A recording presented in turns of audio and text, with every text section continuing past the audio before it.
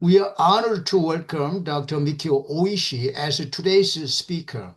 Dr. Oishi is a distinguished scholar of international relations and peace studies, and currently serves as associate professor at Albukhary International University in Malaysia.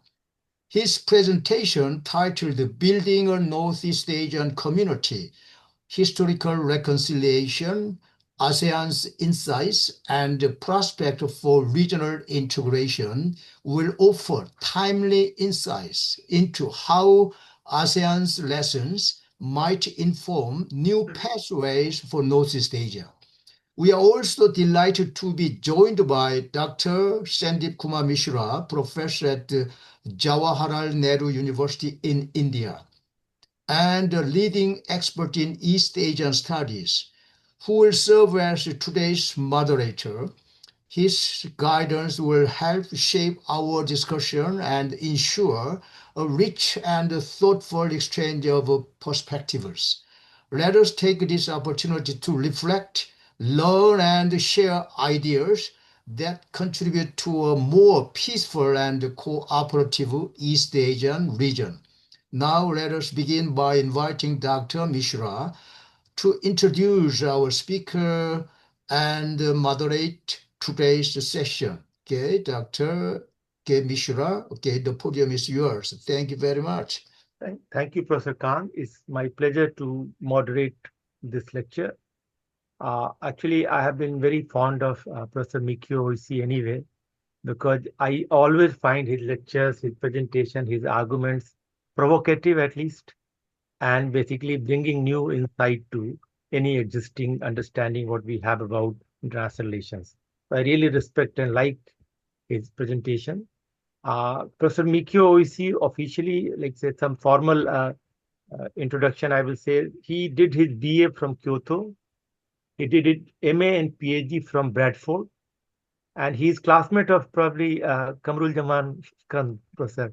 So both of them they are classmates. So uh, then I think right now he's associate professor of political science and international relations at School of Business and Social Sciences at Albukhary International University in Malaysia. He taught at several universities in Malaysia, New Zealand, Brunei Darussalam, Bangladesh, and Thailand before joining present Al-Bukhari International University in 2024. He has been involved here in extensive research and publication on peace and conflict issues, focusing on the Asia-Pacific region with current focus on Greater Mekong sub-region. Knowledgeable in world's major spiritual and humanistic traditions, he is interested in developing a holistic approach to conflict management and transformation in East Asia and even in South Asia, as well as seeking a regional security order reflecting the rich cultures, values, and norms of Asia Pacific. Among his recent publications are two books actually: Managing Conflicts in a Globalized ASEAN, Incompatibility Management and Through Good Governance, which was published in 2019 by Springers, and another book actually which was published in 2016 by same Springer, the title Contemporary Conflicts in Southeast Asia Towards a New ASEAN Way of Conflict. Today, Professor Mikio Oishi is going to speak about, as Professor Kang mentioned, building a Northeast Asian community. Actually, you must be aware that even though there are lots of cultural exchanges in history among the countries of Northeast Asia, and even at present, you can see how much cultural and educational and economic exchanges are there. But when we study international relations, we say that Northeast Asia, they are suffering from what is called institutional gap. So there is no not you can say enough multilateral platforms for these Northeast Asian countries to come together, forget about resolving their problem, at least discussing those problems, venting them out, and let others know in a much more, you can say, conciliatory way. So basically, this is the deficit which we have, institutional deficit we see in Northeast Asia is really stark. It's very unique to different other regions of the world. So it's a very important topic. We need to understand, we need to comprehend so that we can think about any solution. Actually, when looking at solution, I think Professor Mikio Oishi is basically going to bring ASEAN experiences, how they are useful. And especially, uh, probably he is also going to talk about why historical animosities and historical experience, they have been the main problematic issues, variables, which are not allowing these countries to get closer to each other, create institutions, create regional organization. So I think probably Northeast Asia could learn from ASEAN. I think going to be a very, can say, insightful lecture. So let's hear from Professor Mikio Oishi and then discuss this issue. Thank you. Now, Professor Mikio Oishi. Thank you. Thank you, Professor Mishra, for your very nice and kind introduction of me, myself. Okay, so maybe first I want to share my slide. Just a moment. Here, I think I can do that, right? Wait, this one, how to share? Oh. Actually, I have not been using this is the Zoom, right? From left, the fifth column actually. Fifth, you said at the bottom of your screen. Share. Yes. Now it started doing. Yes. Oh, okay. Now sharing, and then where is my? But you are sharing the wrong slide. It seems. You need to share the other window where you have PPT. Other window. Just a minute. You can just stop it. Yeah. Stop, right? And then I press the share button. Here you have to choose. Yeah. But I don't see the one I already open. Yeah. And how is it? It must be. Just a moment. Okay, coming is coming. Coming. Yes. But you can choose. No, not this. Not this one, but now you are seeing the list, right? Some list, yes. right? Yeah, right. I can see the list. But this is not my expectation. Then anyway, sorry. So, just let me suggest you do one thing. You good. go to your desktop and open your PPT file. Yeah. I already opened it, yeah, and usually it should come out, right? But try again, maybe. Yeah, try again. You close your this one and the sharing the Sharing, you choose the PPT. This one, right? But yeah, now I can see now. Okay. Previously not this one, huh? Okay, coming.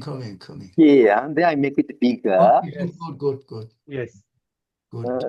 Yeah, this is maybe I go to the beginning. Yeah, okay.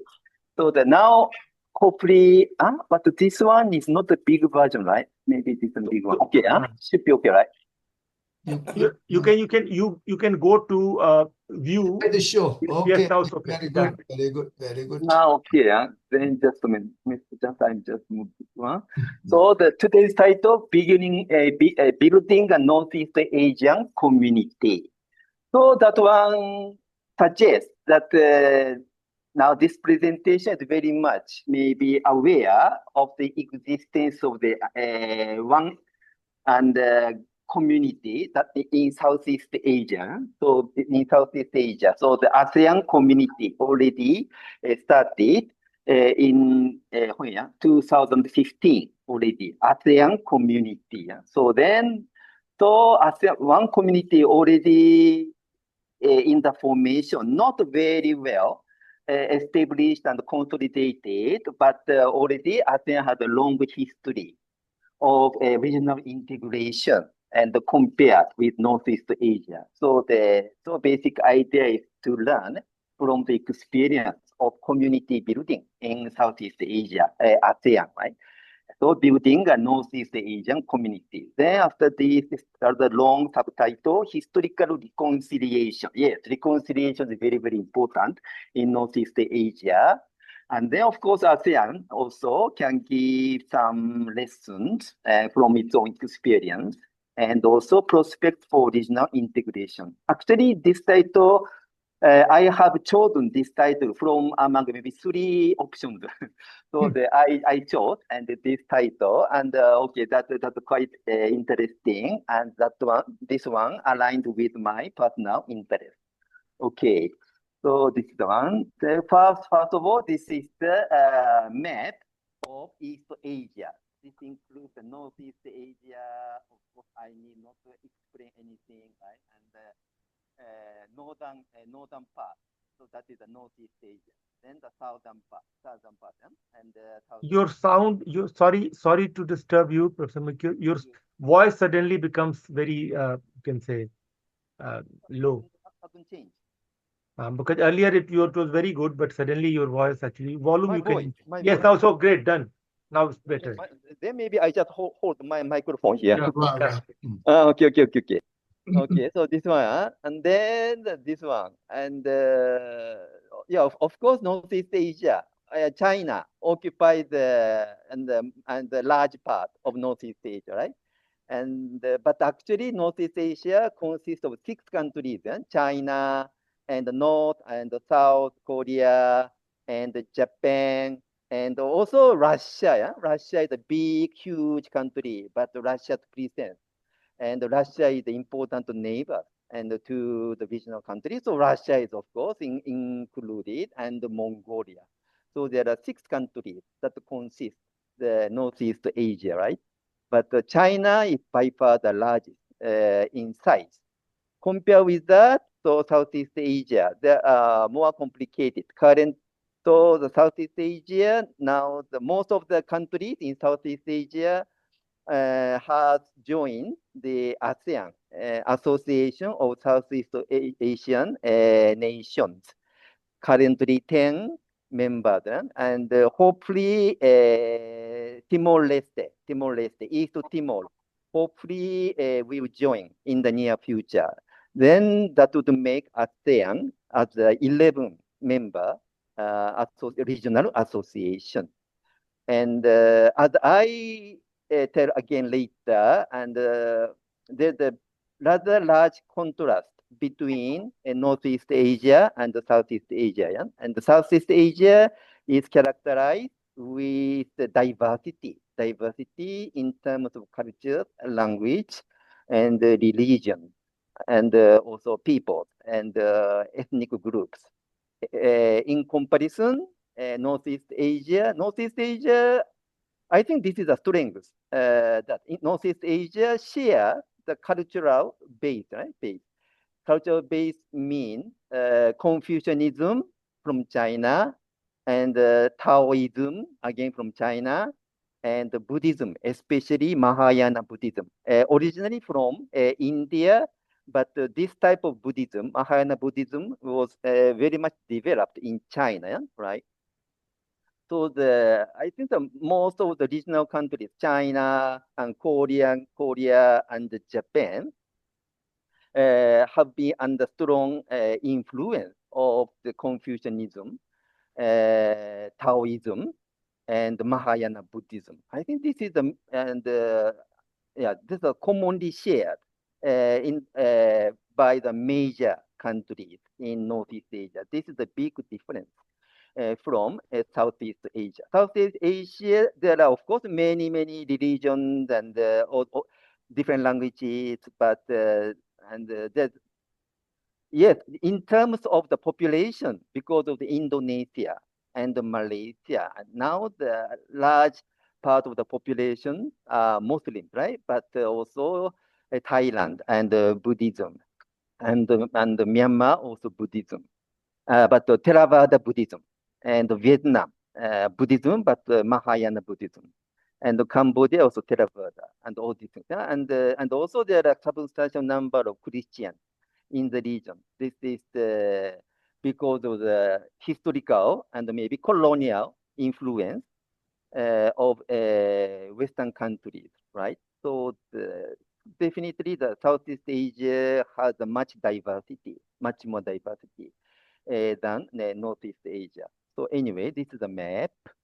Then introduction-wise, so as I say, Northeast Asia, these 6 countries, right? And then this is a divided region. So then divided means the historical wounds still continue until now. Historical wounds, of course, comfort women issues, and Nanjing massacre. This happened in 1937, and Nanjing massacre as part of the China-Japan war, and of course, and Korean War after the Second World War.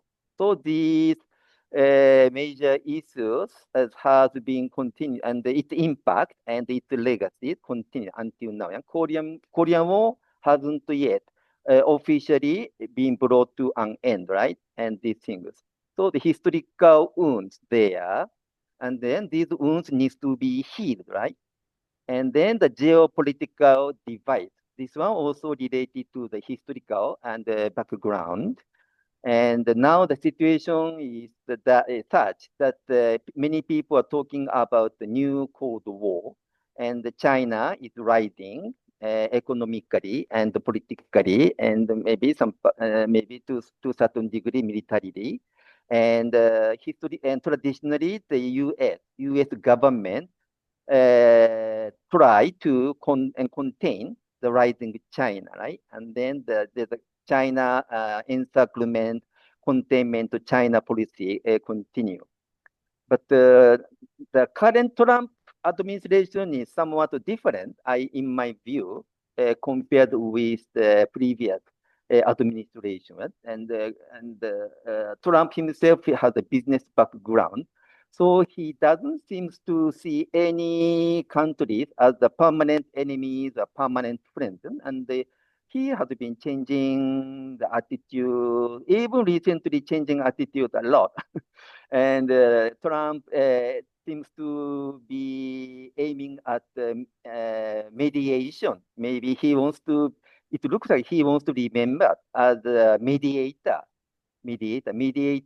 in the Ukraine conflict between Russia on one side and of course Ukraine, and supported by NATO and the European Union countries, right? And also recently he was boasting that he successfully mediated the crisis between India and Pakistan. And I don't know to what degree this is true. But anyway, and Trump seems to be act as a regional mediator rather than more how do I say conventional U.S. policy of maybe the targeting certain countries and other enemies and engage in a regime change and by whatever means and all things. So his policy seems to be different. Yeah? But anyway, still Northeast Asia is divided by the geopolitical and interest. Anyway, so the new Cold War. Then, of course, there has been varied responses to Russia's so-called special military operation. Some people and the name it Russian invasion, but I don't want to use this word. Russia special military operation is what Russia itself and call this operation. Yeah. Okay. Anyway. But anyway, so this is a divided region, very much divided in many ways. And then this presentation aims to apply the concept of social harmony as clothing to the situation of Northeast Asia. Maybe I think that many of you already know I have been interested in this concept of social harmony. And previously, I even made a presentation on social harmony. But now I have developed further now this concept. And now the concept of social harmony as clothing, like our garment. This garment and the cover our nakedness. Nakedness means our, how they say, raw, maybe instinct, maybe raw sentiment, including the negative feeling, animosity, and the sense of desperation, and all these things. And we, all of us as an individual and possess this element, right? But somehow, as long as we are the social being, we are expected to behave in a civilized way, rather than exposing our naked instinct, right? So these days, I'm now very much interested in this idea, social harmony as clothing to cover as our nakedness, and just figuratively. So I want to apply this concept of social harmony as clothing to the situation of Northeast Asia. Then under this light, and we can see something interesting, and what is happening, what has been happening in Northeast Asia can be interpreted from the standpoint of the social harmony as clothing. And of course, this presentation aims to learn from ASEAN's success. Although ASEAN region has diverse colonial legacy, a lot of the colonial legacy, a lot, and different Western countries colonized different parts of Southeast Asia. Then that legacy continue until now. But somehow the ASEAN has been successfully managed this colonial legacy. And also Northeast Asia also has the colonial legacy. Main difference is that in Northeast Asia, main colonial legacy is that of Japan, Japan's colonization, Japan's imperialism, right? And this is, I think, main difference between Northeast Asia and Southeast Asia. Northeast Asia, Japan is the major colonial power in the past, right? But Southeast Asia, many countries, many European countries, also US, like Philippines, right? And they occupy Southeast Asia until we're into the end of Second World War. But anyways, but still, in spite of the contextual difference, but I feel we can learn a lot from ASEAN and the experience. Okay, this is the introduction. Then next one. So first of all, I would like to explain social harmony as clothing. Yeah, and I explain this one. I already give the brief explanation, social harmony as clothing to cover our nakedness individually and maybe also as a group or as a nation or countries, whatever. Yeah? So, but anyway, what is social harmony? This is a social situation of mutual respect and coexistence. Of course, there are many definitions, but just I pick up this definition, yeah? A social situation of mutual respect and coexistence. Then clothing. I got this idea from reading these people, and one is Mikio Ignatieff. And he advocates this idea, moral operating system.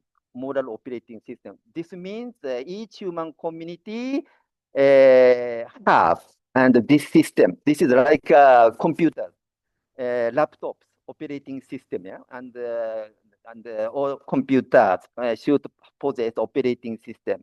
Then human community, local community within country, or communities in the region, or international communities, and they should have the operating system that is maybe moral.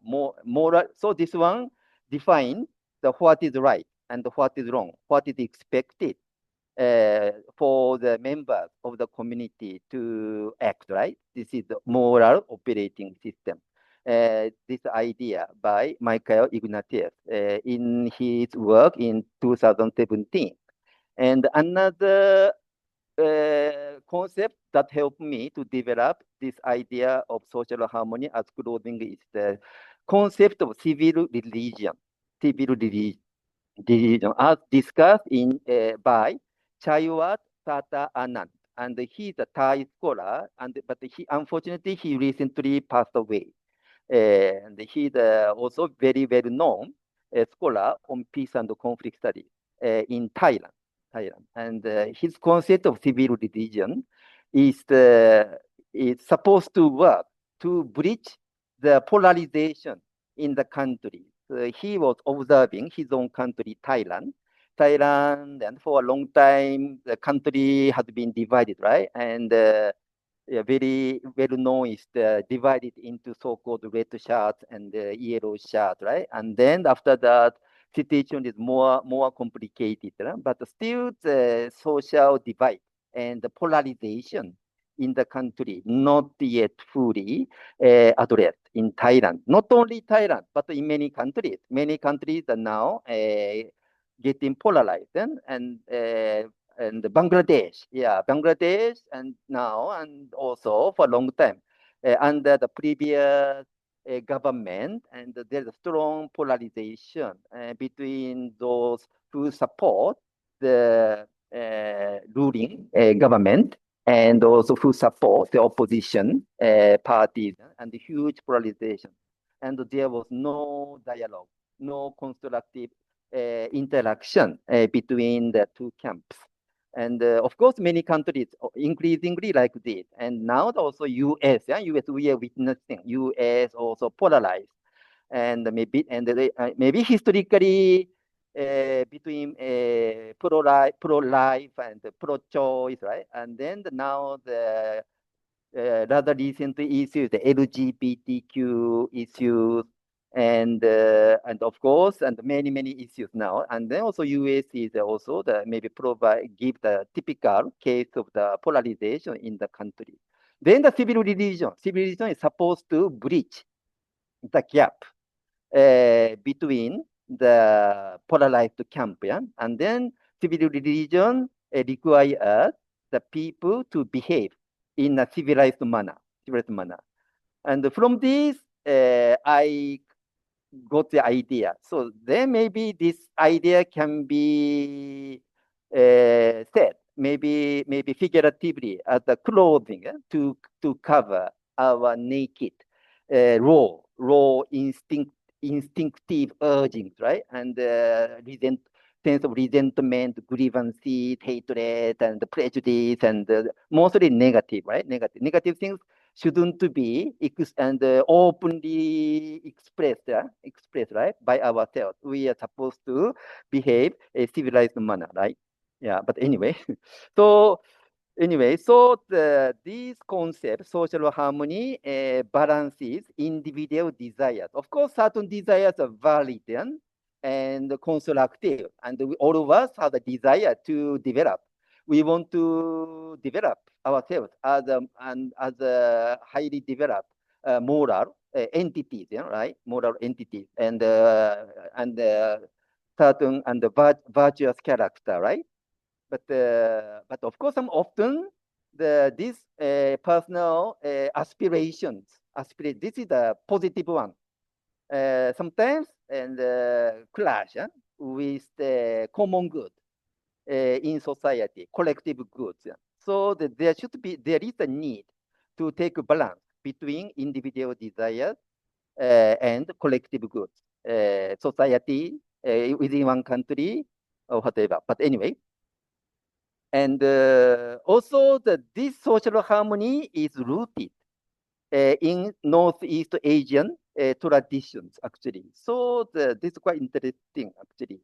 So this idea also kind of the natural outcome from Northeast Asia regional traditions. Yeah.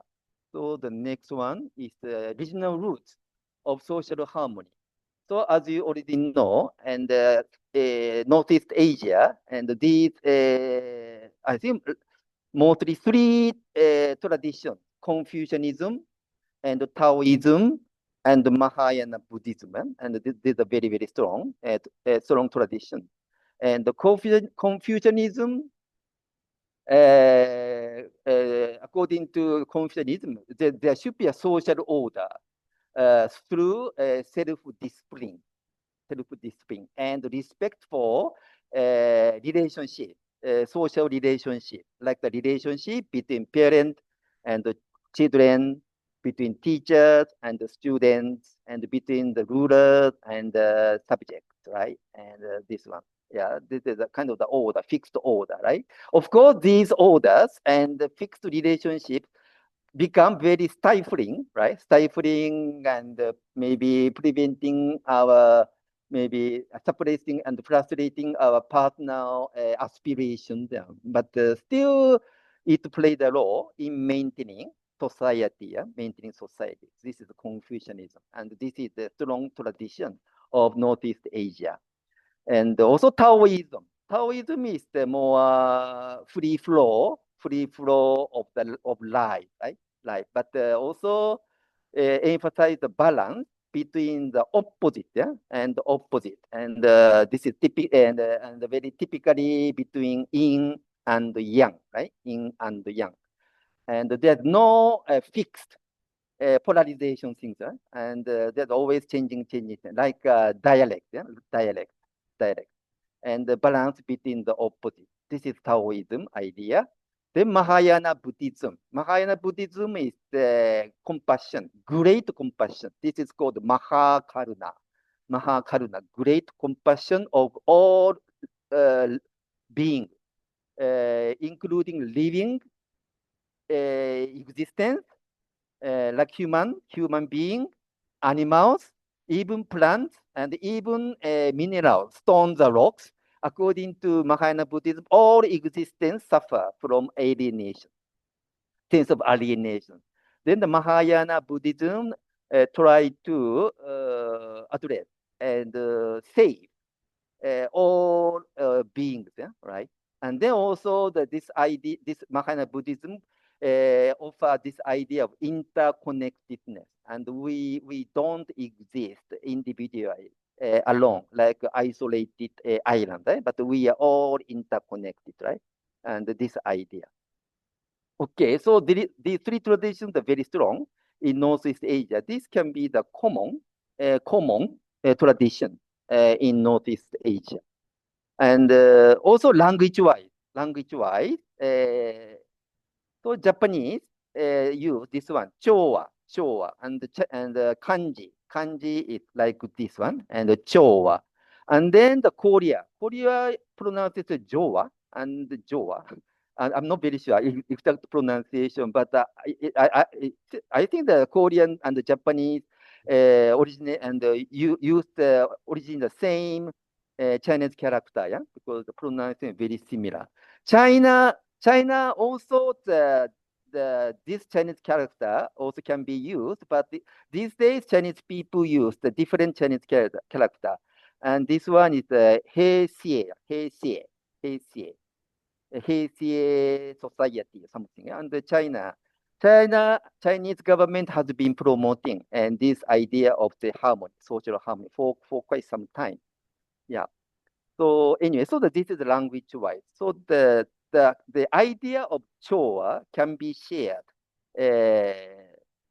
among the three major countries in Northeast Asia. Yeah. So anyway, according to the regional perspective of Northeast Asia, the harmony as a structured and peaceful arrangement of society, like this. Okay, hopefully you have some idea of the social harmony as a closing. Okay, the next one, utility of social harmony. How this concept of social harmony is useful to look at the situation and understand the situation in Northeast Asia and also Southeast Asia also. And the social harmony in practice. Social harmony promotes compromise and interdependence, compromise. And so there's often saying like this: it is better to maintain a community, better to maintain a community, even if it's repressive, even if it has some problem in terms of human rights or freedom, in terms of political freedom or whatever. But compared with with the situation in which people need to live in chaos. Chaos take place when the community collapse, right? Community collapse. Then the people are just thrown out, almost like a naked, without no protective clothing, because community provides, the clothing. Then, of course, their instinctive urgings play overwhelmed often, right? And then people become very, very desperate. And then they kind of how they say, and also fear, and in chaos, right? And then they cannot act in a civilized manner. Yeah? So that's why it's better to maintain a community, even if it's repressive, than to live in chaos. And sometimes we come across such a expression. And something similar is a well-known proverb, right? Don't throw the baby out with the bath water, yeah? Right? And this one is a well-known proverb in Western countries. But somehow social harmony rebuilds trust in a post-conflict situation. Conflict situation, then all kind of the negative instinctive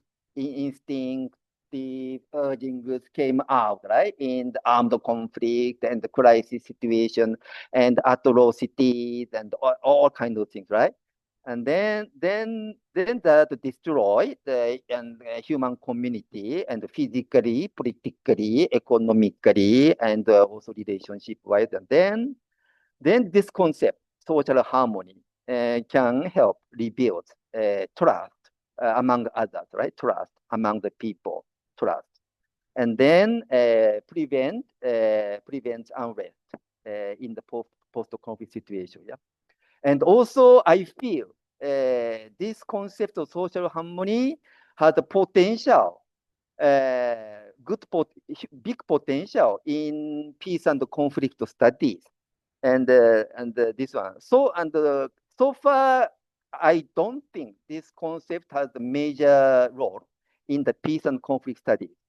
And I feel this is a huge potential, and this social harmony, that hide our raw instinct, raw urgings, right? And but anyway, so this is the potential utility of social harmony.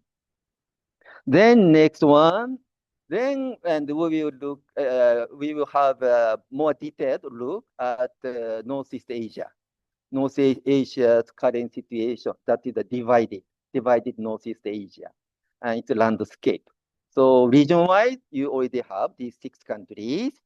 Then, and as I already mentioned, historical wounds continue until now. And by far the most powerful legacy is Japan's colonialism and war atrocities and Japan committed during the Second World War, and even before the Second World War. And Japan was in the situation of war with China since 1930, since early 1930s. So some people say Japan was engaged in 15-year war with China. Yeah?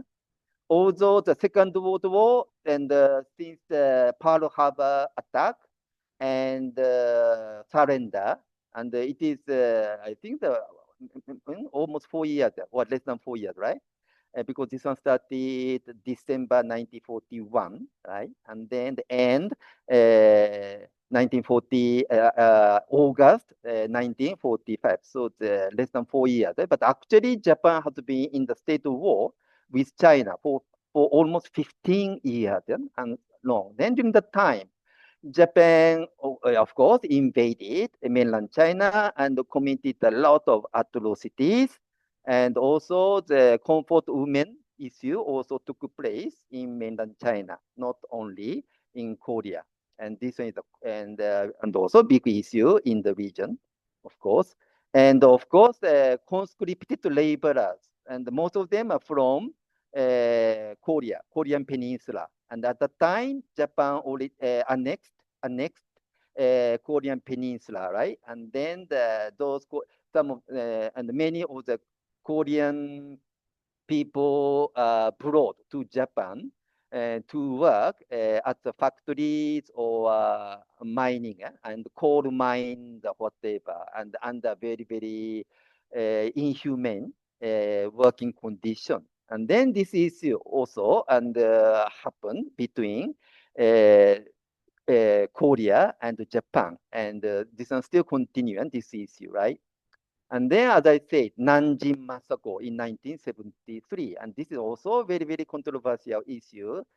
Some people say a few millions killed, and some say only a little bit, and there's no agreement. Especially Japanese government traditionally try to make the Nanjing massacre small issue.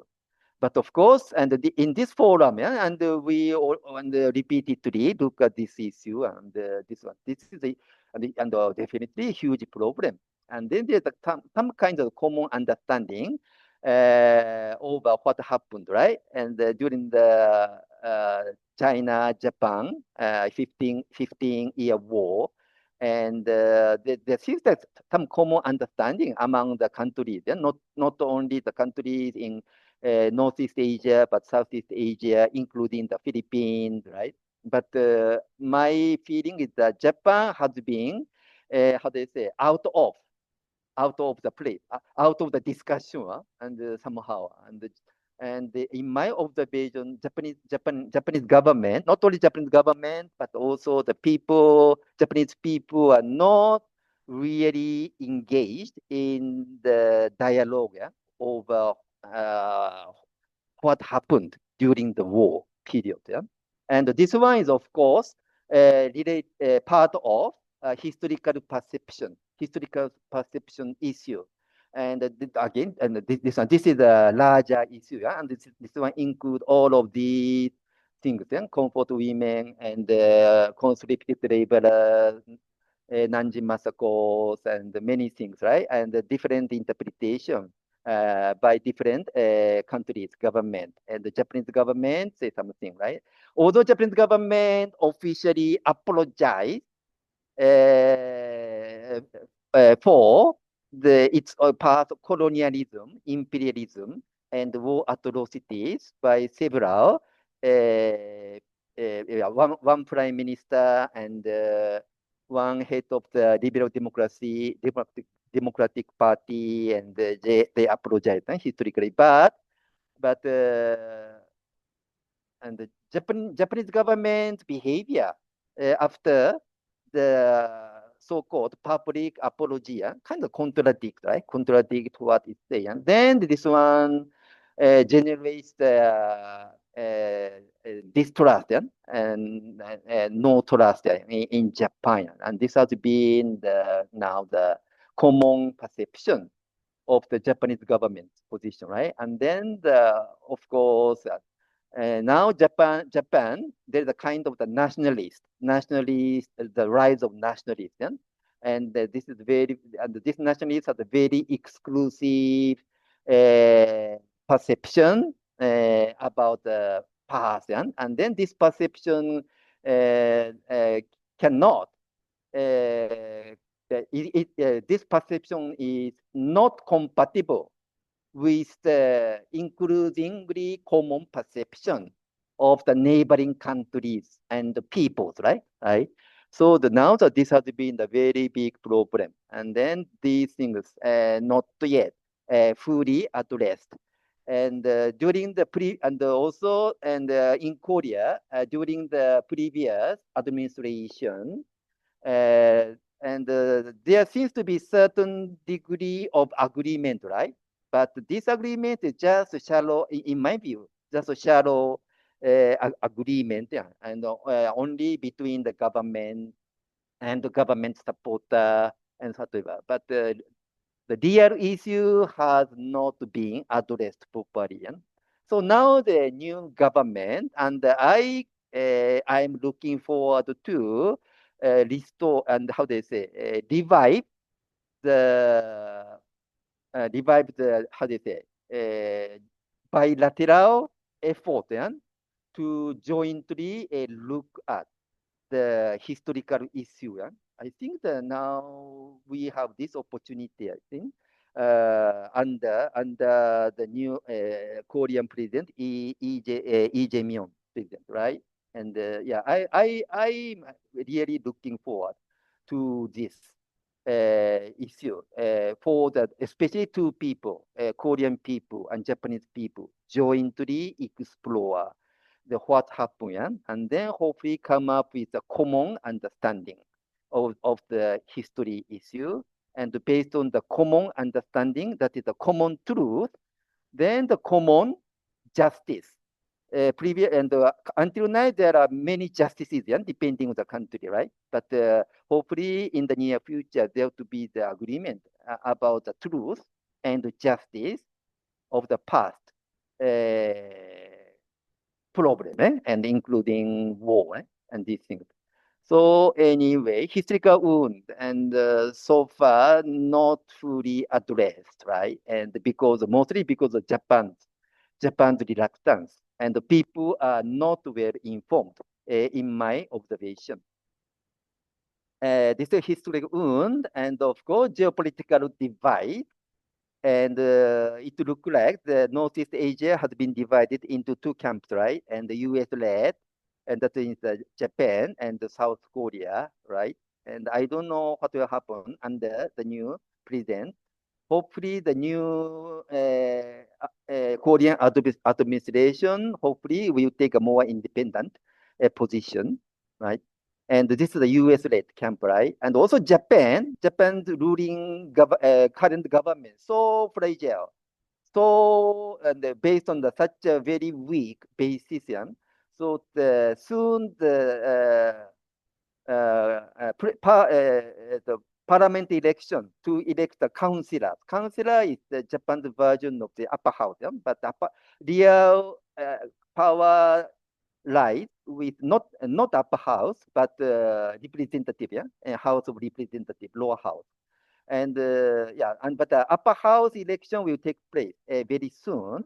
But many people now increasingly be anticipating the simultaneous election, simultaneous upper house election and the lower house election, because the lower house can be dissolved anytime actually. And yeah, I think now the situation look like then there will be a double election, right? And then the hope, I don't know, but hopefully the new government and will be formed, and yeah, but still situation very very chaotic. But anyway, so far anyway, and Northeast Asia has been divided between US-led camp and China-led camp, yeah? And the China side is China and North Korea, and also Russia, yeah? Because Russia, China, and increasingly in the strong collaboration, right? And also North Korea and Russia, yeah? North Korea and Russia recently formed alliance, yeah? This is a formal military alliance, and this is a very, very formidable alliance, all these things. So the many people are talking about the new Cold War, yeah? Right? New Cold War. Then of course, Russia's 2022 special military operation. Then the Japan and the South Korea so far has been supporting the West anti-Russian stance, yeah, right? And on the other hand, China and North Korea are more tilted towards Russia. Yeah? China is calling for both sides to have the peaceful settlement of the conflict, but still China, I think more towards Russia, yeah? And because of the cooperation between China and Russia, and Russia under the economic sanctions and Russia's natural gas, yeah? And problem to supply to the Western countries. Then the China is yeah, and buying, right? And also India also buying, right? But anyway, and China is at least economically helping Russia, and which is in conflict in Ukraine. Yeah, these things. And Mongolia is cautiously neutral. Because Mongolia is kind of the sandwich between Russia and China. And Mongolia heavily rely on Russia, yeah, for many things, including the gas, I think, gas and other resources. Yeah? At the same time, Mongolia wants to maintain the good relations with the so-called Western camp, yeah? Western camp, US, and also Japan also. And Japan, Mongolia has a very special relationship, mostly cultural, maybe sumo wrestler. Mongolia has produced I think the substantial number of the grand champions, right? And in sumo. Anyway, so Mongolia, so very much cautiously neutral, right? And these things. And civil society, how about civil society and the relationship among the government in Northeast Asia, very, very complicated and largely divided. Civil society also seems to be kind of divided, right? And North Korea, I don't know. I don't see any substantial space for the civil society in North Korea. Yeah? Although we don't know what's really happening, right? But it's something like that. Then China. Many people say China is very authoritarian and the government controls everything, and there is a very narrow space for civil society. But I read there's a very vibrant NGOs, especially government environmental issues. So I don't know. So I would like to know more about the civil society and the NGOs in China. And maybe in the future, in this forum, someone may have some seminar about the current situation of civil society in China. That would be very interesting topic. But anyway, and because of course China has a huge population, right? And then also Japan and South Korea and Taiwan. Taiwan is part of China officially, but maybe and and also Mongolia, South Korea, Japan, and Taiwan as part of China. I think they're rather active and vibrant civil society, but otherwise not so, right? Not so civil society wide. And also this index. This is called Northeast Asia Regional Cooperation Index. And this index is published almost every year by a Korean institute, an institute in charge of economy issue, economic and international cooperation issue. I just forgot the actual name, but this is a Korean institute, right? This one. Then this one published the index scores. So the year 2023, this is minus 0.425, minus. And so, but 1 year before, year 2020, it was minus 0.25. So this one, the lower and the minus means the less cooperation. If it's a plus, then there's a cooperation. And the higher the number in plus, positive, then higher cooperation. But if it's a negative, then lower the negative, right? Then the less cooperation. That means the conflict. So this figure in year 2023 minus 0.425. This is kind of down from the previous year. So this one most likely reflected the Russia's special military cooperation, and this is one of the impact of the Russia's military operation in Ukraine. So, but anyway, this suggests the state of conflict in Northeast Asia. State of conflict, not the state of cooperation, actually. But we can also identify the positive signs. Although this is not so strong, not strong, but anyway, we can identify certain positive signs. That one is the Northeast Asia Mayors Forum, short form NEA MF. This one is organized by the government in Mongolia, Ulaanbaatar, the Mongols' capital, yeah, right? And yeah, and the Ulaanbaatar, yeah, host and this mayors meeting, mayors, Northeast Asia mayors.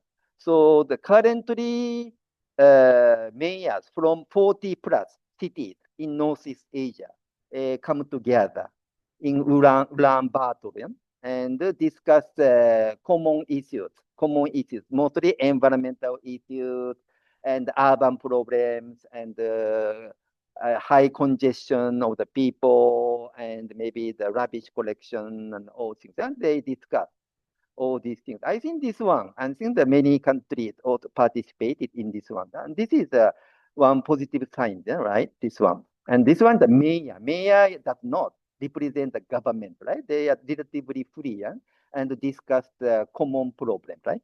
Common problem. And yeah, then another one is Japan, South Korea, China, three countries. Japan, South Korea, China, trilateral summit framework. And the secretariat of this corporation is located in South Korea, Seoul. And yeah, Seoul has a very important role here.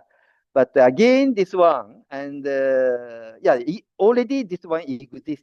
The support, three countries are supposed to cooperate among themselves, but because of the highly high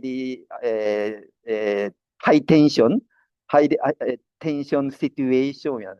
Sometimes the working operation kind of stopped and suspended, but still, so far there has been eight meetings and took place since its inauguration summit in year 2008. And so these are among the few positive signs in the region. Then we will look at ASEAN. Then ASEAN success story. So the ASEAN region, Southeast Asia. So there's the effort for community building and going on since the ASEAN establishment in 1967. Effort for community building, for a long time effort and effort. Then recently, year 2015, ASEAN community started. Starting with the ASEAN economic community, ASEAN and becoming the one big marketplace, and this one. But originally, ASEAN was created for the reconciliation between Malaysia and Indonesia. And in the 1960s, two countries engaged in the de facto war. This is called confrontation.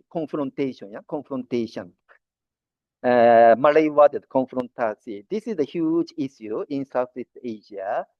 And then many people say actually hidden real agenda is reconciliation between Malaysia and Indonesia.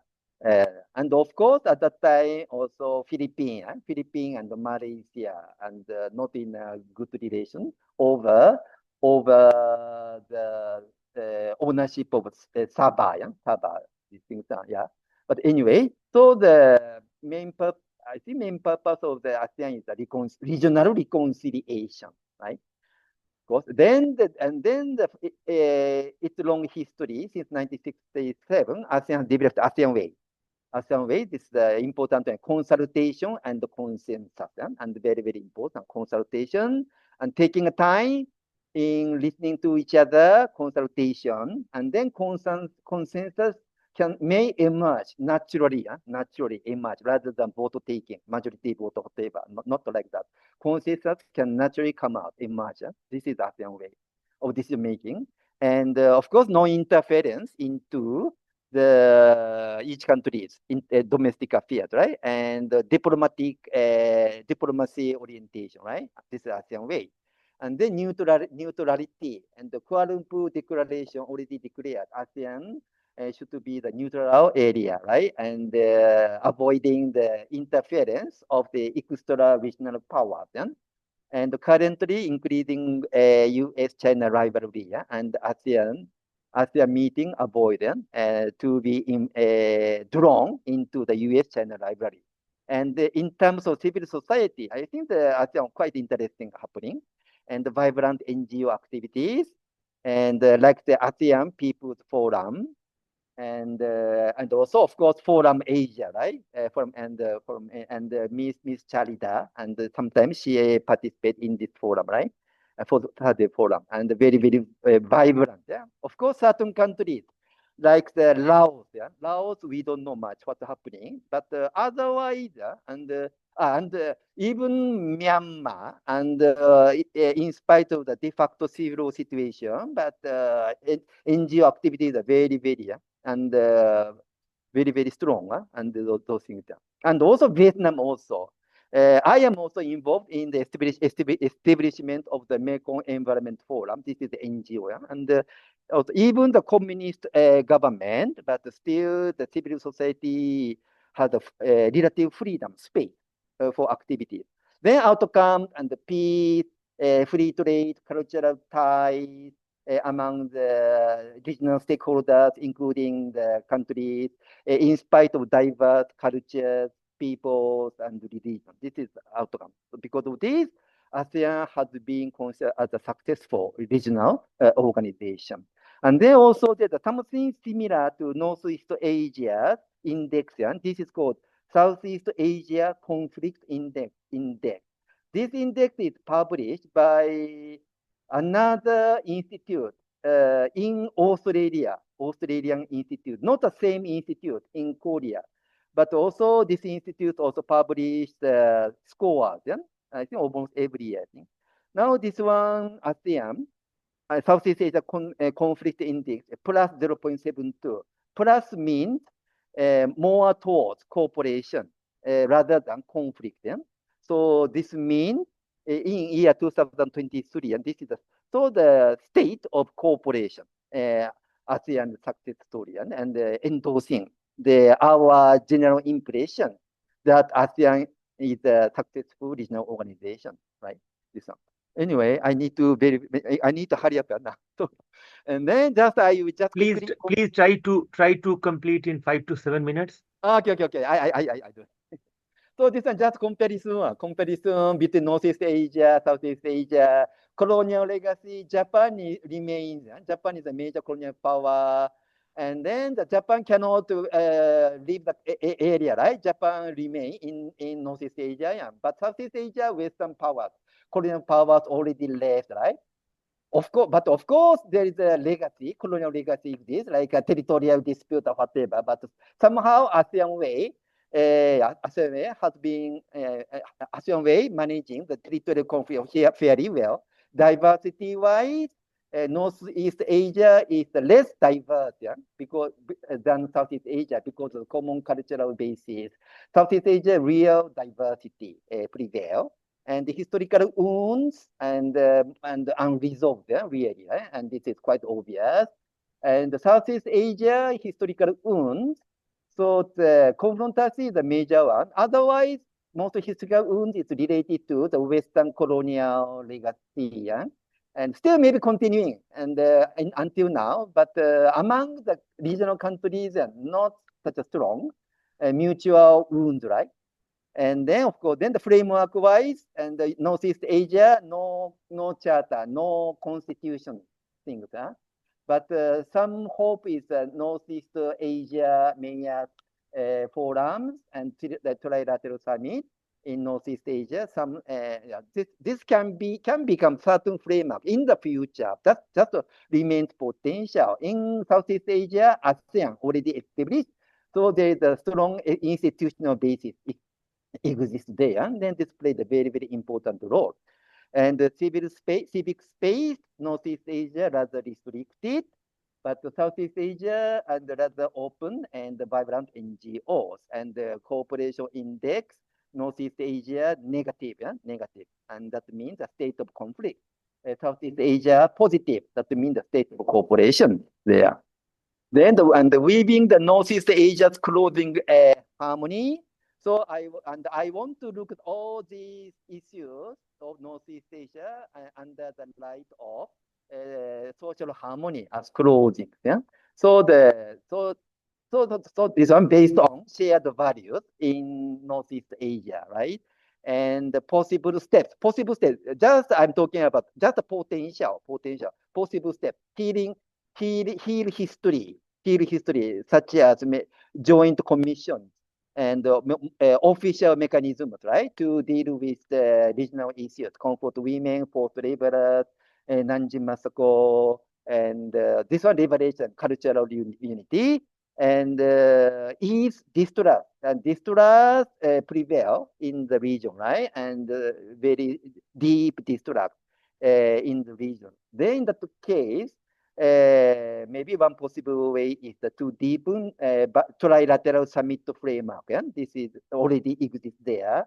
Then why not starting the track 2 and the track 3 diplomacy following the South ASEAN? Yeah? ASEAN already developed this track 2 and track 3 and the mechanisms. Then the addressing fears, counter fear, Northeast Asia Cooperation Forum. This is also potential to address the fear and building the confidence, right?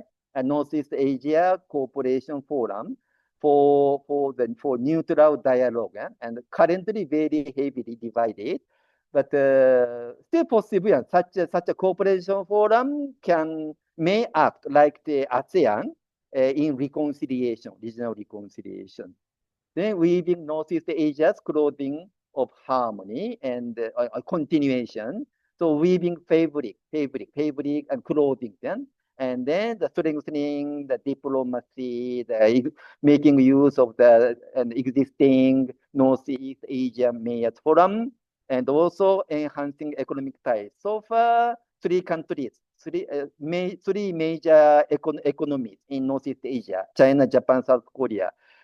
So far, no official free trade agreement, right? No, yeah. But interesting is the power system interconnection, Northeast Asia. So there is a kind of the plan and to connect the Northeast Asia and the whole of Northeast Asia, power connection, electric power, and making a good use of the rich resources in Mongolia. And this is the plan, regional plan. So maybe this one may help. This economic situation, economic cooperation may enhance economic ties. Yeah? Then this one contribute to weaving the fabric. Then cultural bridges, and there should be the festivals and mutual visit and student and swaps, yeah? And yes, student interaction, and already sister cities arrangement already exists, yeah? And the sister cities like Fukuoka city in Japan and Busan city in Korea and many other sister cities arrangement, yeah? And this arrangement can be strengthened and including the more substantial issue. Currently, it's just mostly the goodwill, mutual visit and things, yeah? And grassroots wise, this is very interesting. And recently I came across something like this. And now the Fukuoka area, yeah, and host maybe over 20,000 Koreans. They are young Koreans. And these young Koreans are now kind of there seems a new trend among young Koreans to migrate to Fukuoka and North Kyushu, and both are so near, yeah? And there are only 200 kilometers between Busan and Fukuoka city, yeah? And the air flight takes only 1 hour, air flight between Fukuoka and Busan, yeah? And then it looks like there's a kind of trend, increasing number of the young Korean people are kind of migrating to Fukuoka and its suburb, yeah? And then they set up the small business and activities, and they kind of intend to settle in North Kyushu, yeah? And this is quite interesting actually. And I would like to have the and the research on this one, yeah? And also my hometown is from near Fukuoka, so this is something new trend. So these young people, they feel kind of maybe because my impression of South Korea is a very heavy competition among the young people, and the young people are very much, and how they say, maybe alienated to from competition. Comparatively, Japan, not so competitive anymore. Maybe past competitive, but no more. So such a situation in Japan, especially North Kyushu, now seems to be attracting the young Korean people. So civil society-wise, also ease restrictions for NGOs, right? And more expanding the space, yeah? And also tackle the East Sea of Japan pollution. Now that this sea, and also the name itself is under controversy between Japan and South Korea, right? And the East Sea or Sea of Japan, and then pollution, especially the microplastic issue. This has become very, very serious issue. And then the local community, local municipals, and local NGOs are now engaging in certain activities and to address these things. So this civil society idea. Then the lessons from ASEAN for Northeast Asia. The basic strategy is to cover nakedness of disagreements and grievances, right? And then create a space where stakeholders can act in a civilized manner, in a more polite way, reflecting the East Asian tradition, right? And of course, heal path. So the ASEAN way is that to just let go the not so important issue, compare with the more important. This is the ASEAN way.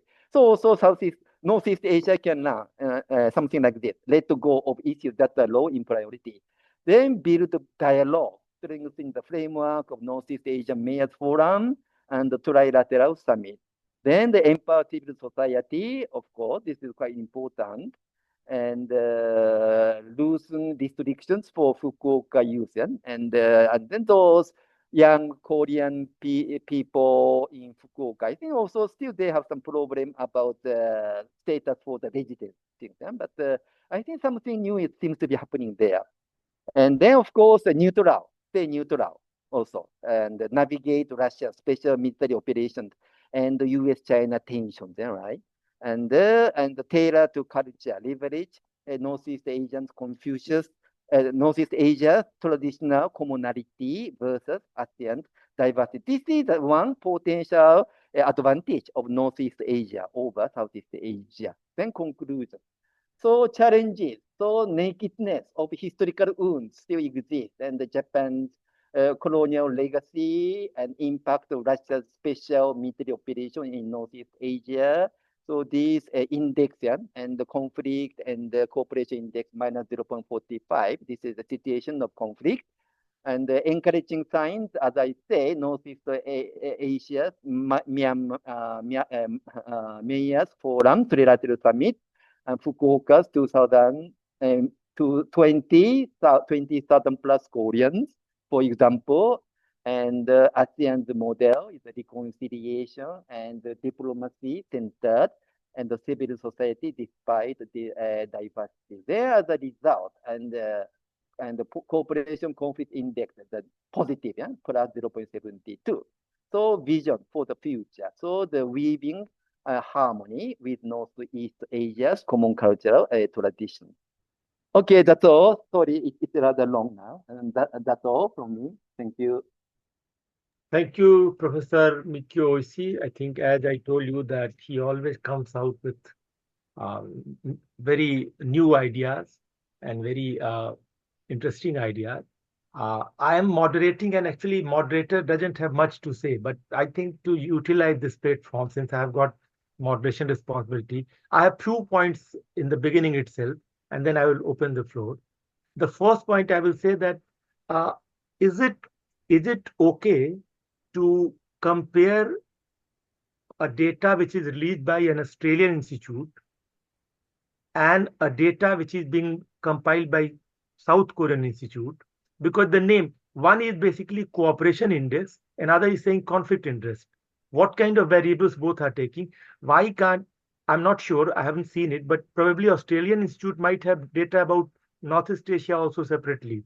So probably if you use same institute data, same variables, then I think it could be much more, you can say, it's a minor thing. I just wanted to suggest you. The second thing I would like to say, which is struck to my mind, you said that Northeast Asia, you said restricted civil society, because you are saying that China and North Korea, they are located. Because South Korea, Japan, Mongolia, they are, you can say, democracies. But if you are taking this criteria, why can't you say same thing about Southeast Asia? Because there also we have countries like Myanmar, we have countries like, say, Vietnam, and when ASEAN happened, there was a country like Singapore. All these countries where civil society, at least they were restricted, if they were not fully absent. So I think this thing also could be slightly, you can reconsider. Third point, actually, again, small point, but important, I think, in my opinion.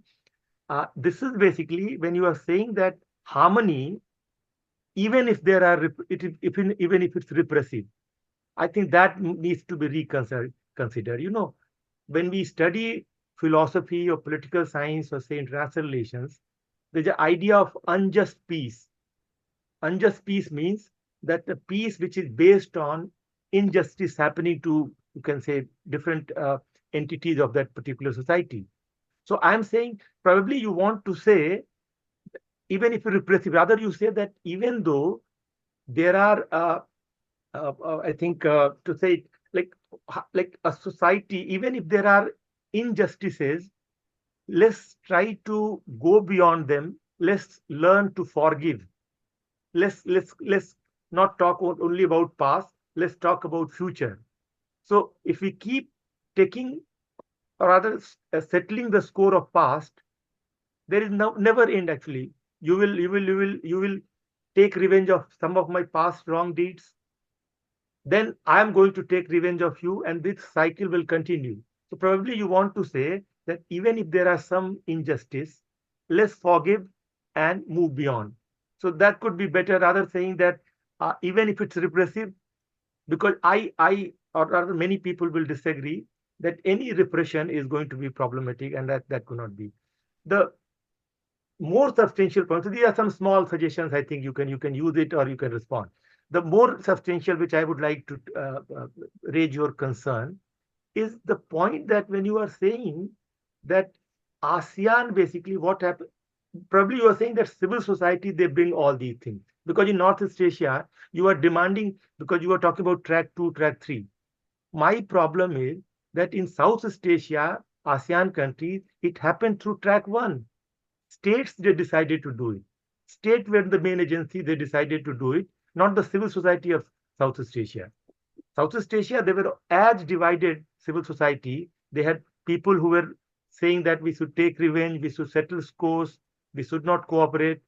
But there were people in civil society also who were saying that no, we should cooperate. And state decided to choose one option, and accordingly, 67, they formed ASEAN, and then I think rest is history. So my point is that when you are demanding from civil society, and then you are saying that the model is ASEAN, is it compatible? Why I'm saying, because and civil society again saying that Confucianism, you have been talking about ideals of Confucianism, which talks about order.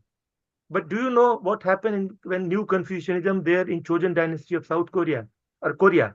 Korea Chosun dynasty, Buddhist temples were basically marginalized. They were put into hills, actually, top some mountains, and they were somehow surviving.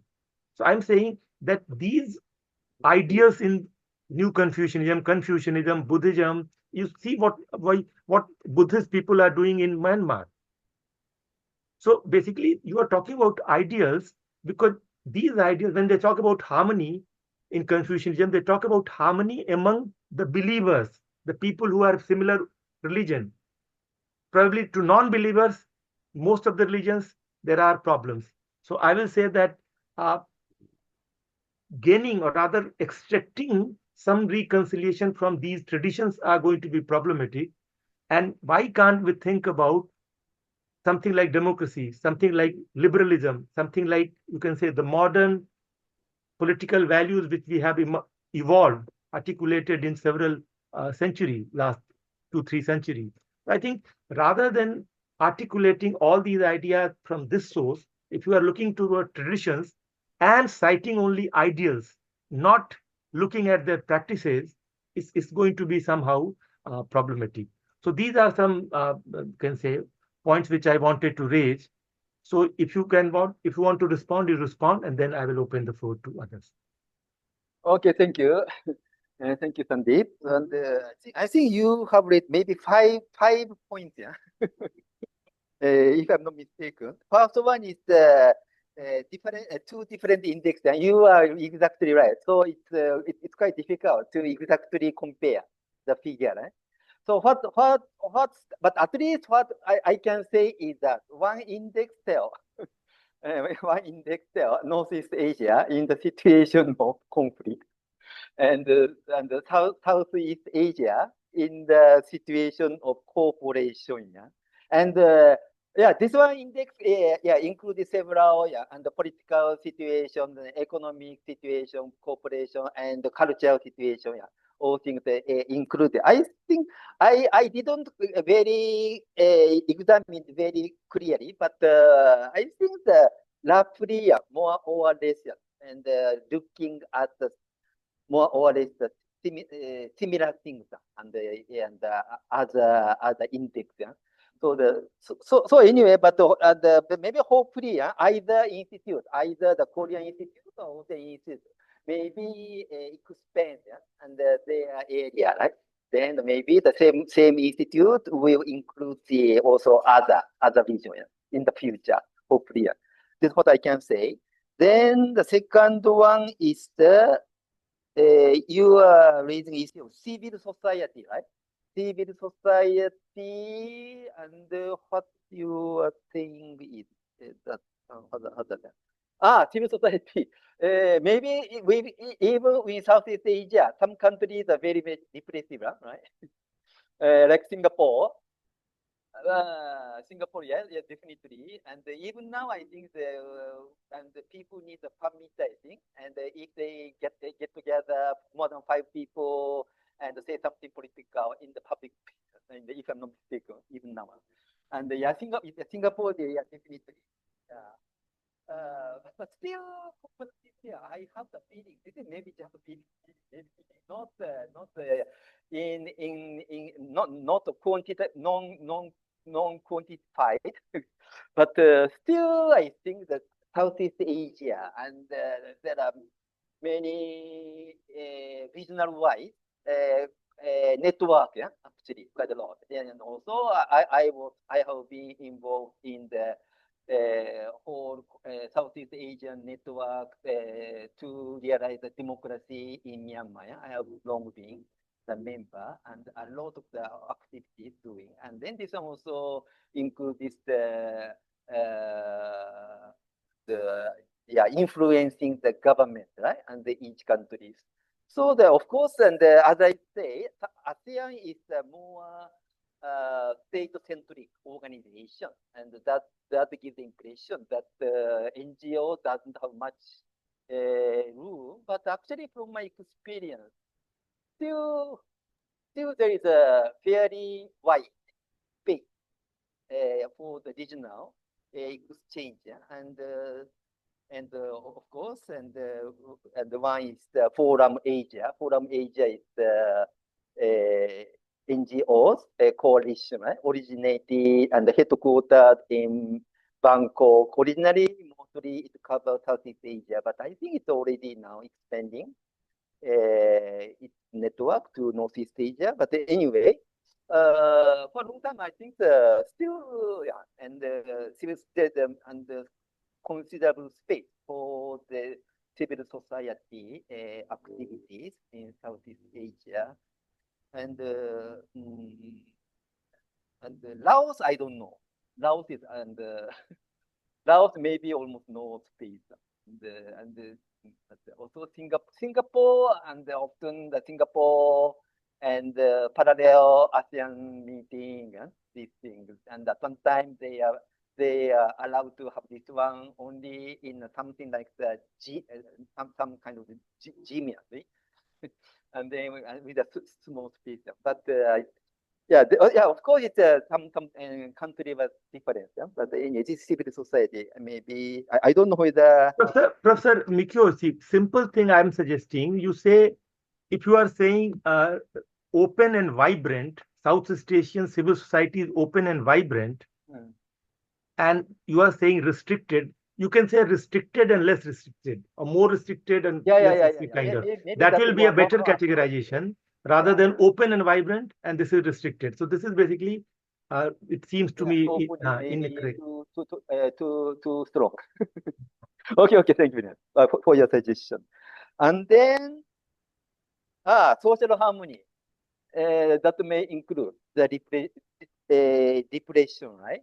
And then you are mentioning about the unjust peace, yeah? And for the study area of peace and conflict studies, yeah, always and this issue, yeah, for a long time, yeah, and and the tension between peace and justice, right? And the peace is often maybe just understood as maybe the superficial peace. That is maybe something like social harmony, right? Superficial. But of course, the root of the conflict already there. And of course, you know, the structural violence, right? Structural violence, no physical violence, but the people suffering quietly. Yeah? And but still, and Johan Galton capture and this one the violence, and then this one. So my concept of social harmony. This one go again the idea of this is a positive peace, positive peace and a negative peace. The negative peace is just the lack of the physical violence, and this is a negative peace. And maybe the social harmony is more or less maybe the negative piece, more or less correspond to negative piece. But as I how to say and show earlier, I think it is better to maintain the society, even though the society has a repressive element. Yeah.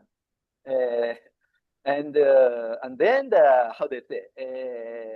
And then maybe most countries also I have been in Southeast Asia, Malaysia and Brunei, right? And also Thailand is not so rather democratic and maybe open, but increasingly not so. But anyway, and as long as people don't openly challenge the government, right? They are allowed to have the daily life, right? I think many people like that, yeah, and the people can enjoy life, but of course, and they know it's quite dangerous to openly challenge the government. But instead of that, the people have developed a certain way and to influence the government, and there are many ways. And also, this is quite interesting and policy agenda thing. How the people influence under the undemocratic and unliberal and regime. But anyway, the important one is we have already witnessed so many misery of the collapse community, society, right? And in that case, people have no protection. People are stripped of the clothing, right? And then previously, even though it's just superficial peace, but still they are maybe at least they know how to behave in a rather nicely. Yeah, this is the required, right? Although in their mind they have a lot of negative feeling. And yeah, of course, this one should be addressed, yeah, and eventually, but maybe I think, but still, I think maintaining the community and society, yeah, I think that one is, I think, quite important. Maybe this one is only the Asian perspective and very different from the European perspective. European people are more, how they say, individual oriented, and they insisted the social justice and now I don't know whether it's appropriate not what is happening in the U.S. now, and the people are protesting and all things, and now the Trump is now. And Professor Oishi, 2 minutes. You finish your answer. Otherwise, it will be dialogue between me and you. I'm so sorry. Yeah. So, I'm and really you say also you say let's forgive the past, yeah, and move forward, right?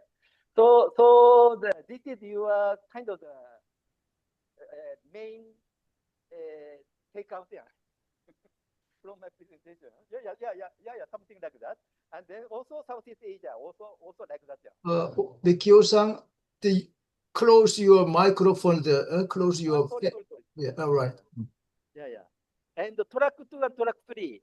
And one important process is track 2, and that one is Indonesia initiated, and Ambassador Redland, I think, Indonesia initiated workshop, and this one is considered track 2. This one is track 2 means, and even though they are the government officers, but they participated in certain dialogue or workshop as private citizens.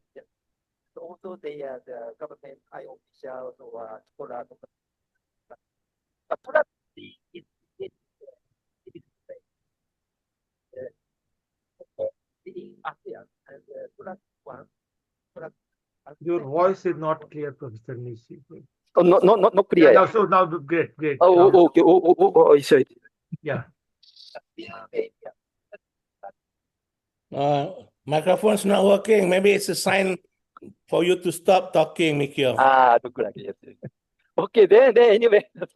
Professor Mikio, Professor Mikio, just one request. Let's discuss it later. Actually, let's take other people's other questions and comments. Yes. And then you can combine these all things together and you can answer. Okay. Yeah. Okay. So first, Dr. Khan Mikio, he raised his hand first. Yes, please. Thank you very much for Mikio Oishi. And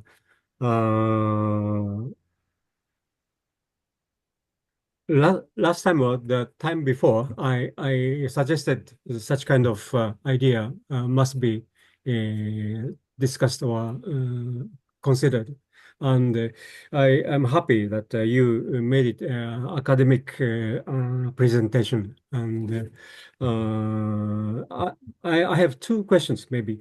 The first one is, how do we begin the talk of making this regional society? Maybe if it is Southeast Asia, it's ASEAN. It can be called as it is Northeast Asian, ASEAN or something there. ASEAN cooperative region, and so who and where the starting committee be made to launch the idea of ASEAN, and I also feel that we need to make common value. Maybe you suggested that clothing or the religious Taoism or Confucianism and etc. But we also need to talk about, I feel, that democracy or development at least, or social development or cooperation, and so these can be the common value that can be shared in the region. So, but anyway, we beginning to start. We need to start the talk among countries. And would you raise your hand, Mr. Mikio Oishi? Let's do that. Let's do it, and I'll be the first man to talk to you, or this is it, and let's get together and talk about it. Or maybe it could be done maybe among Korea, Japan, and then China, Japan, and the Mongolia, Japan, and etc. It can be started by bilateral talk, and and then get together.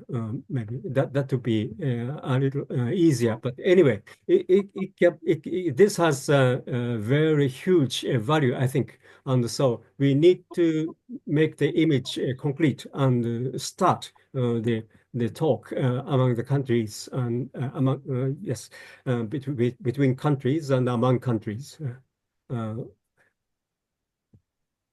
Yeah, I think may I take this liberty, and we can invite Professor Kamrul Jamal Skand also his questions, and then you can respond together. All right. Yeah. My turn. Yes. All right. Thank you, Mikio. Thank you, Sandeep. I don't know where to begin actually.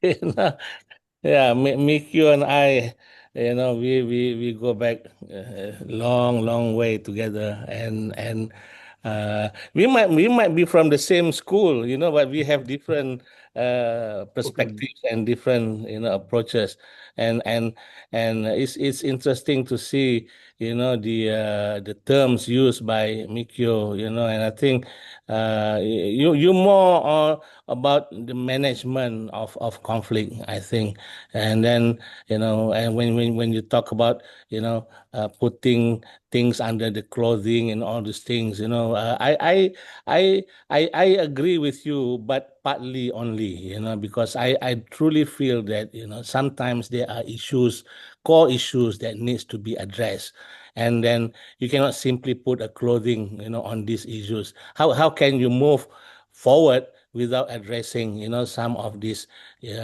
past injustices and issues that have been plaguing the relationship for many years? I find it difficult to accept that kind of approach. At the same time, I'm also asking myself, okay, let's be positive. I like your idealism, but sometimes the idealism alone, will not be useful if it's not pragmatic. So I'm more into pragmatic idealism. If we want to move forward, we need to find what are the things that need to be transformed in order to move forward. And you know me, Mikio, I'm from the transformation school, transformation perspectives. Issues needs to be transformed, relationships needs to be transformed. I mean, when we are talking about the formation of ASEAN in 1967, there were so many things that needed to be transformed. The ASEAN countries need to transform the way they handle international relations. They need to transform post confrontasi, which was basically a small minor it's not even a war, it's a minor confrontation between Malaysia and Indonesia. It's not like what you have in the Northeast between, let's say, Japan and Korea or Japan and China. I mean, no comparison at all. I mean, it was easy for us to move forward.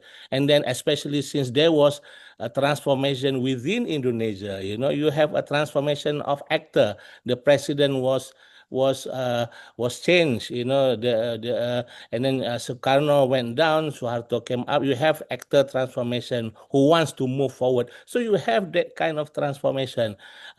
So I'm always looking at what are the things that need to be transformed, for us in order to move forward. So that will be my question to you. What do you feel needs to be transformed in order, for something to happen in Northeast Asia, like what happened in Southeast Asia? And I have to say that also the two areas, don't make good comparison. If you ask me, don't make good comparisons because of the history, because of the relationship between the countries, and so on and so forth. And I have so many things I wanted to discuss, but I do not have time. So I will just concentrate on this issue on transformation. And lastly, just one small point. One small point is that I agree with Professor Mishra, that even what happened in ASEAN, in Southeast Asia, it was mostly a state level things. It was not among the people. You might be talking about ASEAN People's Forum and all these things, but they are not really very concrete examples of regional collaborations between civil society. What has been I mean, more active has been actually at the state level, and the state has been directing stuff according to what they see is important for them in order to maintain, regional cooperation and to enhance, regional cooperation and security between them. Not the people, and they pick and choose what kind of issues they want to focus on. I mean, for example, look, Myanmar is still ongoing, after so many years, and even if we say ASEAN say it wants to do something and it has been doing something, if you ask me, it has done nothing at all, so you have those kind of situation. And then you have countries like Laos and Cambodia, who say that they are going to push for a culture of peace, but culture of peace basically from the state perspective, maintaining the status quo. So it's mostly the state, directing all these things. There are still so many issues under the carpet, but the ASEAN way is actually not to address these difficult issues. I think you are familiar with this. Any difficult issues, you just, push under the carpet and hope that it goes away. It still stays there, it doesn't go away, So actually, there are still so many issues, and I don't feel that, ASEAN is a comparable, case study if you want to compare with Northeast Asia. I'll stop there. Thank you very much. Professor Mikio? Mary Jo? Okay. Thank you. Then the second round, we are going to take two. Okay. Kang sir and then Uh-huh. Miss Mary. Yeah. Okay. Sorry. So, Mikio-san and Jam, thank you very much for your comment and question. First, Kan-san. Habiskan lah, Aristo. Can you hear me? Yeah, very good. Very good now. Right.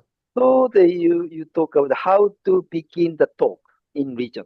So you suggest maybe bilateral, right? Maybe between two countries, right? Something, right? But anyway, and also you mentioned about the ASEAN. I was advocating ASEAN. Yeah. And the Association of Northeast Asian Nation. Yeah. I think hopefully the current trilateral cooperation, and its secretariat is located in South Korea. Yeah?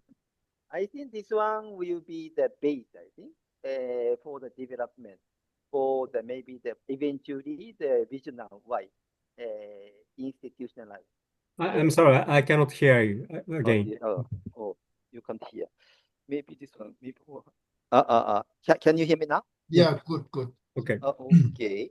So but still, and this trilateral cooperation has been subject to the up down of the relationship among the three countries, and because of this, there's not much influential decision or project so far.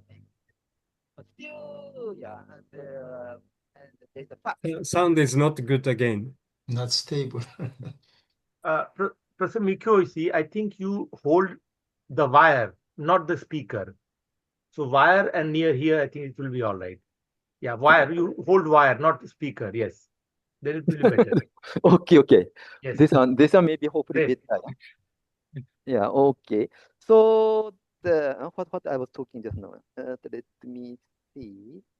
But anyway, this is just a small hope. Small hope. ASEAN. And now, because of the very strong intervention by the U.S., in my view, and the U.S.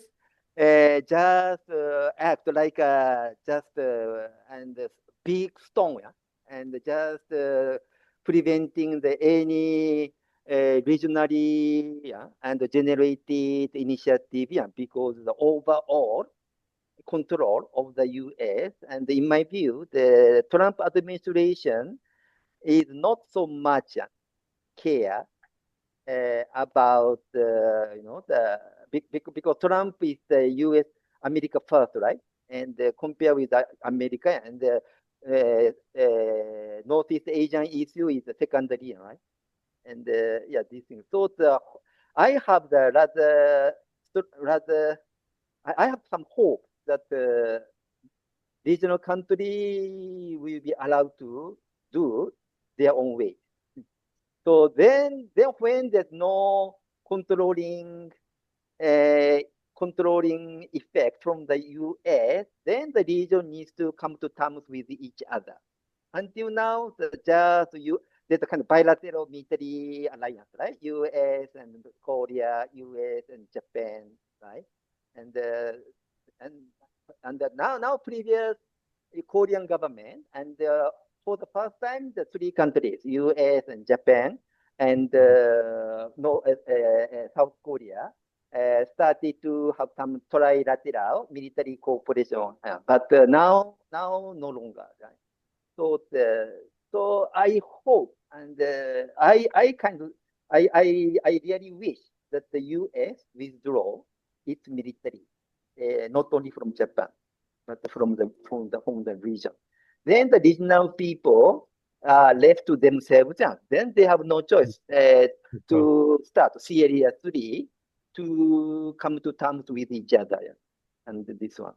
And what is this is the my trilateral cooperation? It is among U.S., Japan, and Korea, South Korea. Yeah. This idea was promoted and under the previous government, previous and Biden government and previous Korean government, and also Japan. Japanese government. But I don't think this one no longer any longer.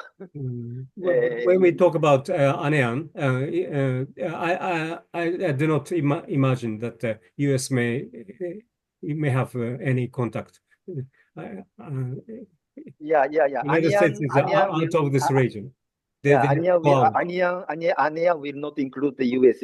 No. And of course, and the tradition and in the past, definitely U.S. would not allow the formation of such regional organization without U.S. participation. But Trump is not the conventional type of politician, right? Everything is deal, right?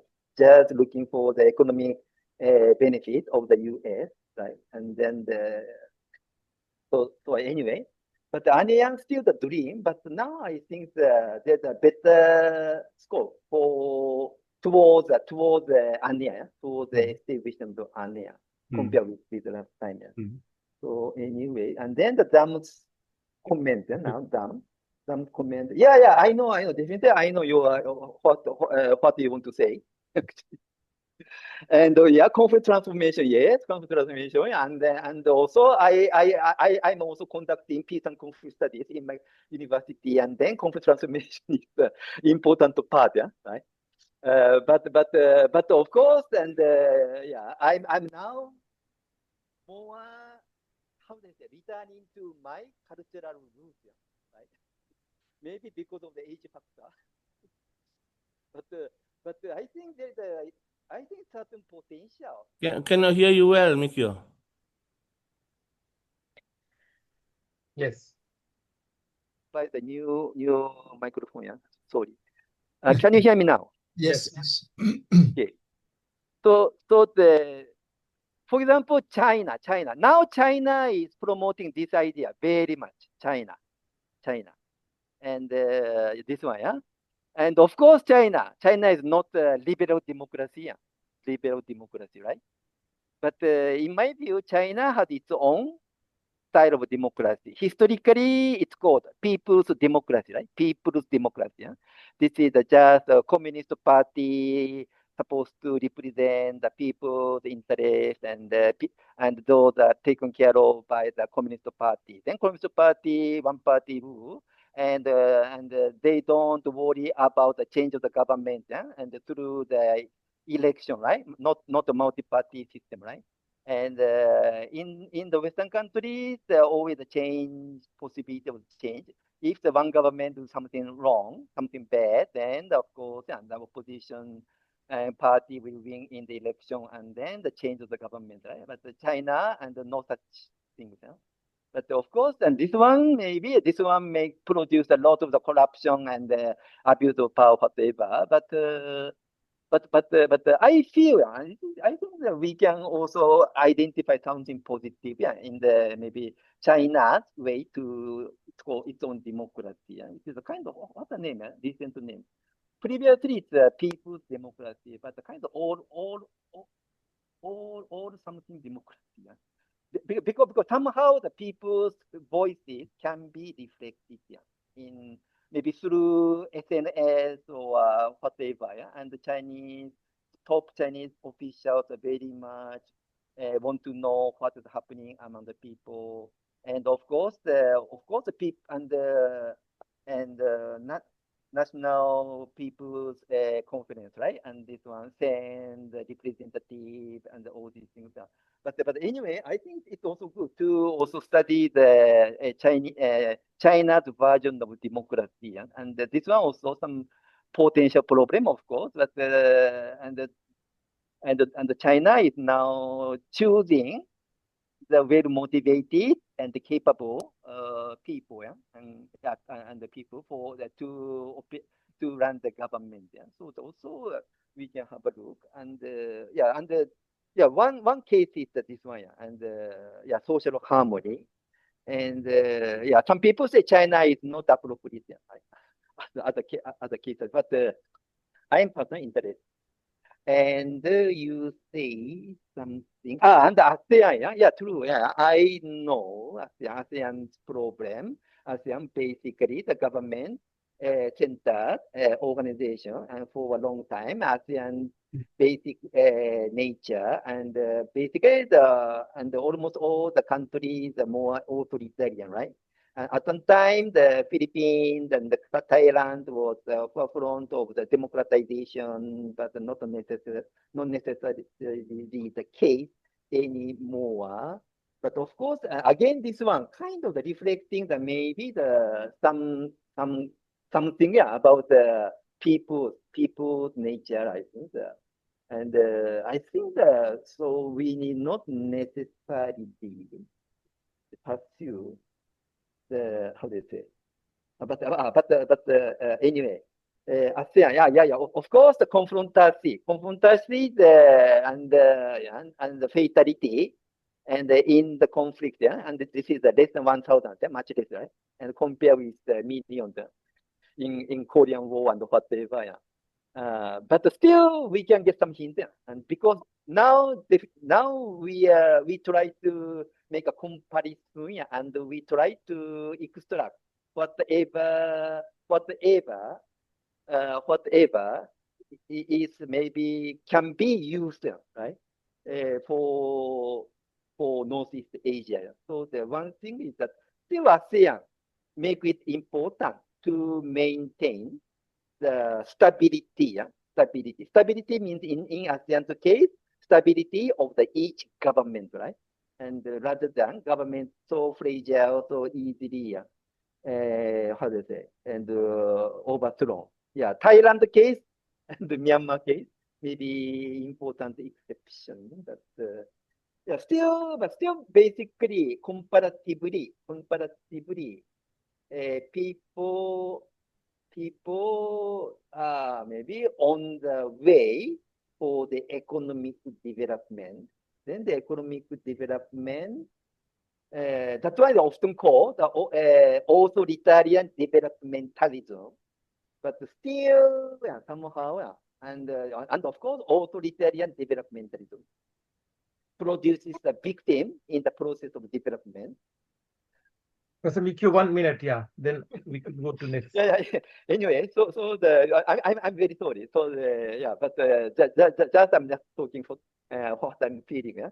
So anyway, Myanmar is definitely and big test case, because ASEAN put a lot of effort and even the money to democratize Myanmar, right?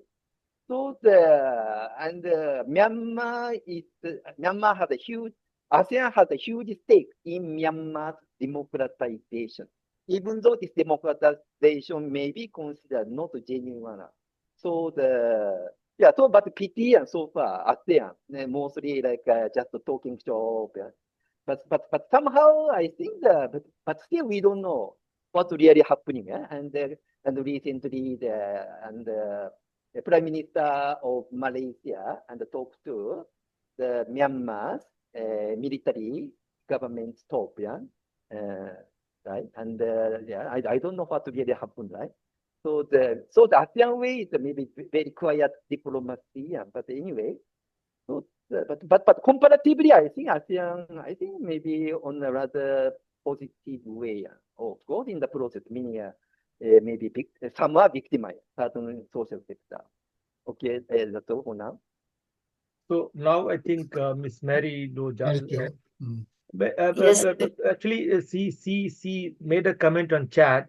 So it was my mistake. I should have invited her first, but it's my mistake. My apology, Miss Mary. Yeah. No, thank you. I cannot find the hand raise in my Zoom, but I will make this brief. So first I just want to say thank you very much, Mikio. I found your presentation inspiring. There's so much to learn from Western versus Eastern philosophies and cultures. I feel as though what is happening with Trump is an example of kind of your naked instincts. It's and what he's doing is making something that is a super driver of conflict absolutely transparent. So in my studies, I also have a PhD from the Carter School. I'm familiar with Ambassador McDonald's multi-track diplomacy. And from my perspective, one of the major gaps in our studies has been overlooking the economic dimension of conflict and the resolution of conflicts. So just one thing has led to another, and I've been working with the IFC on ESG, environmental, social, and governance issues. And I just put into the chat because I do think we can learn from any resources that bring together regional cooperation. So you will not duplicate, you'll kind of learn from what worked. Please take some time in your research to become familiar with the tools that have been developed for corporate governance. That's the economic driver that is influencing all of us. So this is an example of what is happening globally. So whether it's in Europe, I mean, quite frankly, Trump is reacting to the success of these efforts to push towards sustainability. He's pushing back on efforts to control fossil fuels and to address climate change. If you really look at his agenda, it's very much driven by the whole question of energy. So I'll make it short. Look in the chat and take some time to really look at what are the factors that they are reviewing, because the leadership and the common values, essential. Transparency, essential. Risk management that has to do with social and environmental issues, essential. And reporting on it, this disclosure with the avoidance of greenwashing. So it's a very interesting tool that I definitely relate to the question of conflict prevention, conflict management, conflict transformation, but it's angling from that whole question of drivers for conflict in the first place. And most drivers have to do with grounded, practical, pragmatic issues. I go back to that, and I understand everyone's comments on that. So it's going to be a window on, from my perspective, what is it that needs to be controlled in the economic sphere, and it affects all of us. But I'm inspired by your talk. I'll be thinking about it until our next meeting with you and this group, and I'm grateful to have this opportunity. So thank you. Thank you, Ms. Mary Lawson. Now, Professor Kang. Okay. Even though the time is already, past. But sir, this is interesting. Okay.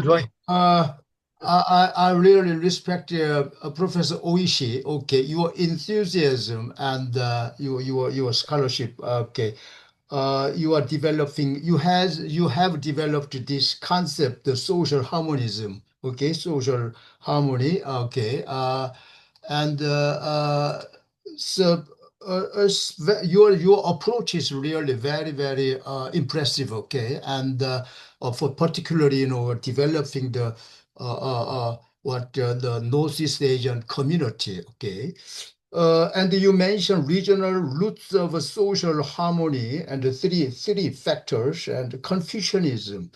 Uh, I wonder, of course, this Confucianism we share together here in this region. But some scholars, criticize that Confucianism are kinds of out of date some concept because particularly discriminating the female, okay, like that. Okay, applying the one of the major concepts or this tradition Confucianism to this community, do you think is very, very effective and feasible? Okay, and that thing, and the you know the what this the Northeast Asian community, even though we share this topic, but I still doubt about it because the late 1990s, Korean the late president, former president Kim Dae-jung, he initiated kinds of like Northeast Asia community. He initiated, but no leaders these days don't mention about this Northeast Asian community because we have too many barriers or obstacles, okay, stumbling blocks. And I think one of them is the American factor. Already you mentioned US-led camp, like a geopolitical device, okay, divide. I think is very, very most serious. I mean, the big barrier, of course, like historical reconciliation between the mutual, the two countries between Japan and Korea or between Japan and China. Okay, is one of some our homework, but I think Mikio-san, without the Korean issue, without the solving Korean issue, I mean this issue, do you think still that we can develop the Northeast Asia, the community here? So that's why I always think we should think of Northeast Asian community in connection with ASEAN centrality, okay, centrality of ASEAN. That's my idea. Already you mentioned like tripartite office and the trilateral meeting, but it's not very what is not going well these days compared with it some years ago. So it's still and among other things, the U.S. America is always involved in this area, Northeast Asia, bilateral relations like Korea, South Korea and the USA, Japan and USA. So if South Korea is more close to China, I mean for the purpose of like a Northeast Asian community, I think how could USA would like allow some of these allied countries to proceed with this purpose or something. So I doubt about it. So the solving the Korean situation, between North Korea and South Korea, the reconciliation, I think is the most urgent and important issue in this area, Northeast Asia. Okay, that's my comment. Professor Oishi, if possible, try to be sharp and maybe 2 minutes, both the questions you answer. Okay, thank you, Mary and Simple-san. So, Mary, thank you very much for sharing the certain new development. Yeah? This one, ASEAN, so cooperation between ASEAN and the ADB, right? Yes. Yeah, this was very interesting in terms of the maybe peace building or whatever. So definitely I take note and I will look into it more, this one. And then the Sun-Ho-san's one, yeah, this one, the dream of achieving ASEAN, Association of Northeast Asian Nations, right? Yeah. Definitely, the US would and basically US would never allow something like that, yeah, and without and US and involving. But I don't know, and still we don't know, huh? And we don't know much about this current Trump administration. And but I feel that its general tendencies to kind of withdraw, yeah, from across the world militarily. I feel something like that.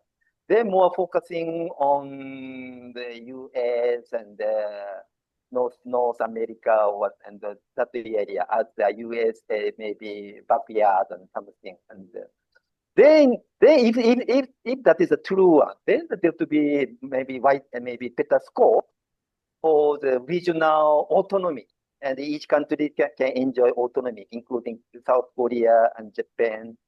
And North Korea is now under one a bit worried. Right? Now North Korea and Russia officially signed the military alliance, right?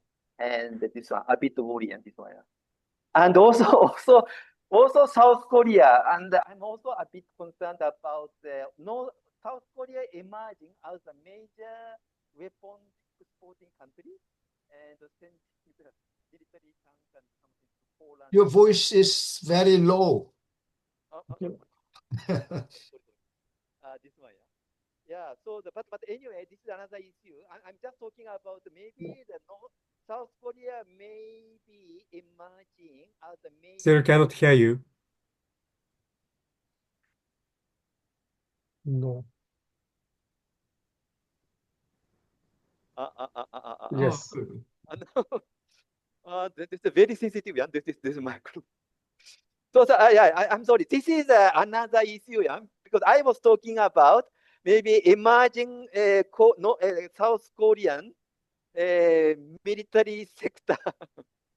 Maybe this might be the maybe topic of another issue. Maybe already I think, and also North Korea also emerging another military power, right? And both countries are kind of like competing each other, yeah. And maybe in Ukraine something. But anyway, so let me see. But anyway, and thank you very much, Sunho-san, raising several issues, yeah, and also the Confucianism, and also the earlier Sandeep-san say, and also relationship between the Confucianism and the other religions, right? And sometimes they are not so harmonious, right? Also, Japanese history is something similar. Also, we know. But still, and it is the asset, yeah, from which we can pick up. But anyway, so my microphone not so good. So okay, that's it for now. Thank you very much. Thank you. Mr. Khan Mikio wants to make some more point here. 1 minute. Yeah. I'm sorry. Today I heard from one media that Trump is have some feeling or program to begin the talk with North Korea again, and he would like to get the Nobel Peace Prize or something. So we have still have chance to make the Korean War end, and we can make a peaceful Northeast Asia, and then so we get together, and we need, the theme is in order to avoid war, how to make the cooperation peaceful Northeast Asia here, and that's the topic, and we need to do that. We can do it if we we can cooperate with enemies if we try to make peace. It is the Nelson Mandela said, and we have to do that, I think.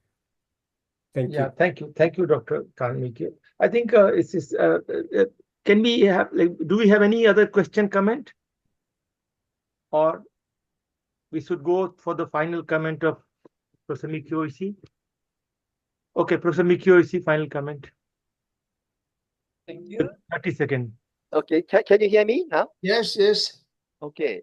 So anyway, this is the kind of my, how do you say, my just attempt to apply this new concept of social harmony as clothing.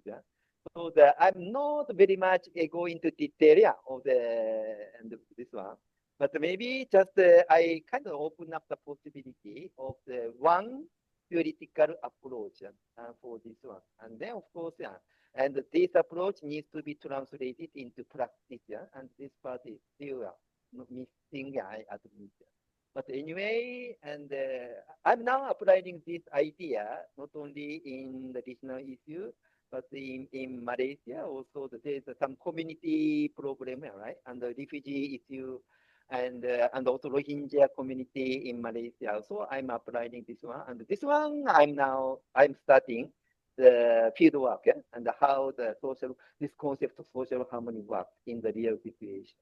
But anyway, thank you very much for patiently listening to my presentation today. Thank you.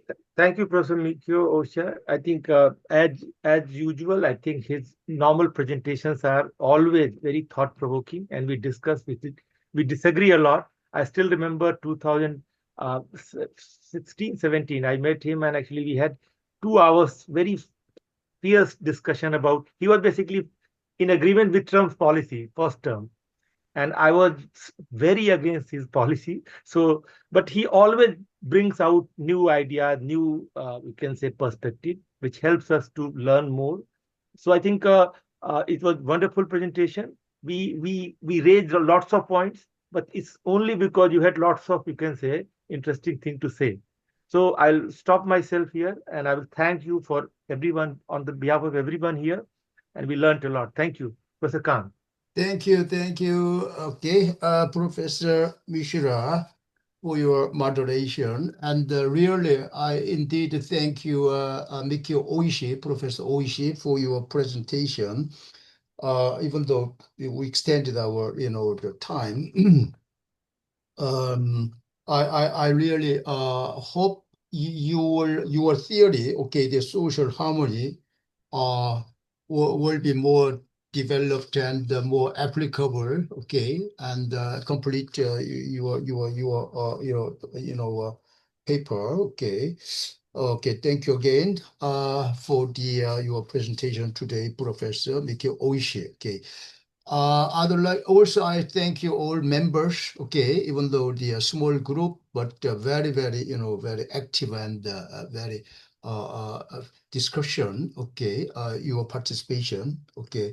I think it's very important topic, and even though the small group, I see the from China dating is here, and from Japan, from Korea, and from Southeast Asia, Malaysia, and from USA, even from Europe, okay? So all opinion leaders, okay? So I think this is very important forum, okay, for this discussion. Okay, I will announce our program 2 weeks later, okay? Every 2 weeks, we hold our forum until July 10th, okay, July 10th, and then we have a summer break, okay.